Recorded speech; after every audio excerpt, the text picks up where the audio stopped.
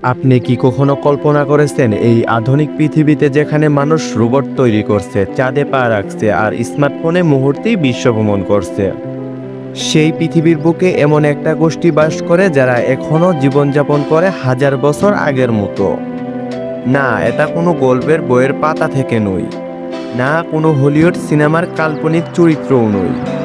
এটা বাস্তব, এটা এখনো ঘটেছে, এবং তা ঘটেছে আমাদের চোখের সামনেই আফ্রিকার এক গহীন অঞ্চলে, যেখানে আজও অস্তিত্ব টিকিয়ে রেখেছে এক রহস্যময় আদিবাসী সম্প্রদায় হাজ্জা। তাদের জীবনযাপন যেন সময়ের চাকা থেকে ছিটকে পড়া এক আদিম অধ্যায়, যেখানে নেই চাষাবাদ, নেই প্রযুক্তি, নেই নগর সভ্যতার ছোঁয়া। তারা খায় বনে পাওয়া শিকড়, ফল আর বনমধু। তারা শিকার করে তীর ধনুক হাতে। তারা কথা বলে এক বিস্ময়কর কিলিক ভাষায়, যা আজকে প্রায় পৃথিবী থেকে বিলুপ্তের পথে। তারা যেন মানব জাতির অতীতের জীবন্ত এক প্রতিচ্ছবি, যাদের অস্তিত্ব আমাদের মনে করিয়ে দেয় সভ্যতা মানেই সবসময় উন্নতি নয়। তো চলুন আমরা আজ প্রবেশ করি হাজ্জাদের জগতে, একটি এমন সমাজের মধ্যে যেখানে সময় যেন থেমে গেছে হাজার বছর আগে। একটি সমাজ যা কল্পনার থেকেও বেশি বিস্ময়কর, বাস্তবতার থেকেও বেশি রহস্যময়। হাজ্জা বা হাজ্জাবে হলো পূর্ব আফ্রিকার তানজানিয়ার উত্তর পশ্চিম অঞ্চলে একটি প্রাচীন আদিবাসী গোষ্ঠী। তারা বসবাস করে লেক আয়াসি নামের একটি শুষ্ক অঞ্চলের আশেপাশে। এই সম্প্রদায়ের মোট জনসংখ্যা মাত্র প্রায় 1200 জন, যার মধ্যে কয়েকশো জন এখনও তাদের প্রাচীন জীবনধারাকে ধরে রেখেছে। তবে যা সত্যি অবাক করার মতো তা হলো এই মানুষগুলো আজকের আধুনিক পৃথিবীর সঙ্গে চলতে না গিয়ে এখনও শিকার করে এবং সংরক্ষণ করেই জীবনযাপন করছে। তাদের নেই কোনো চাষাবাদ কিংবা আধুনিক প্রযুক্তির ছোঁয়া। তারা বনে গিয়ে খুঁজে আনে ফল, শিকড় আর বনমধু। তীর ধনুক হাতে শিকার করে পশু। তাদের এই জীবনযাত্রা একেবারেই সেই আদিম মানুষের মতো, যা আমাদের পূর্বপুরুষরা তারা পালন করত হাজার হাজার বছর আগে। হাজ্জারা দিনে দিনে বনে বেরিয়ে পড়ে শিকারের জন্য। পুরুষেরা মূলত তীর ধনুক হাতে বন্য প্রাণী শিকার করে, আর নারীরা সংরক্ষণ করে ফলমূল। হাজ্জা তাদের কোনো নির্দিষ্ট বসতঘর নেই। তারা জঙ্গলের গাছের ছায়ায় এবং ছোট পাতা দিয়ে তৈরির আশ্রয়েই রাত কাটায়। তাদের সমাজে কোনো নেতা নেই, শ্রেণী বিভাগ নেই, সবাই সমান। একটি সত্যিকারের সমতাভিত্তিক সমাজ, যেখানে সিদ্ধান্ত নেওয়া হয় আলোচনার মাধ্যমে, কারো উপর কারো আধিপত্য নেই।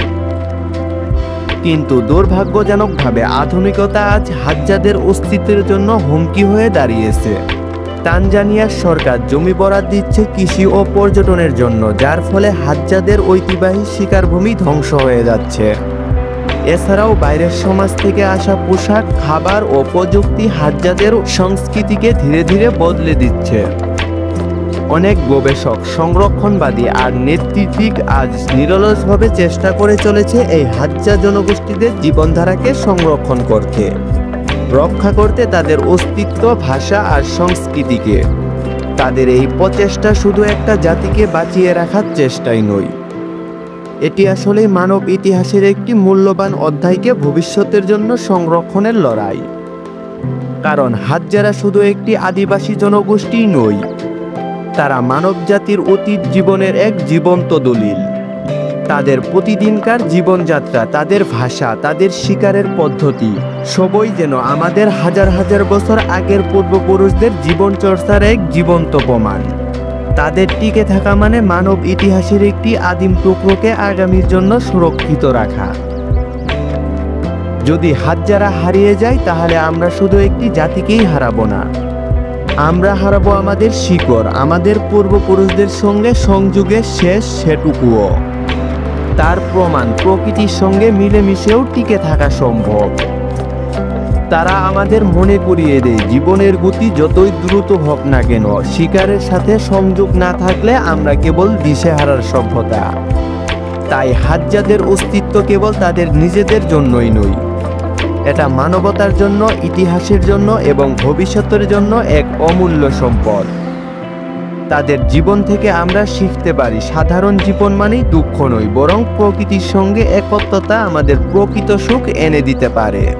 আপনি কি চান হাজ্জাদের মতো সমাজ টিকে থাকুক? তাদের জীবনের এই লড়াই কি আমাদের জন্য একটা বার্তা বহন করে? ভিডিওটি ভালো লাগলে লাইক দিন, শেয়ার করুন এবং আমাদের চ্যানেলটি সাবস্ক্রাইব করতে ভুলবেন না।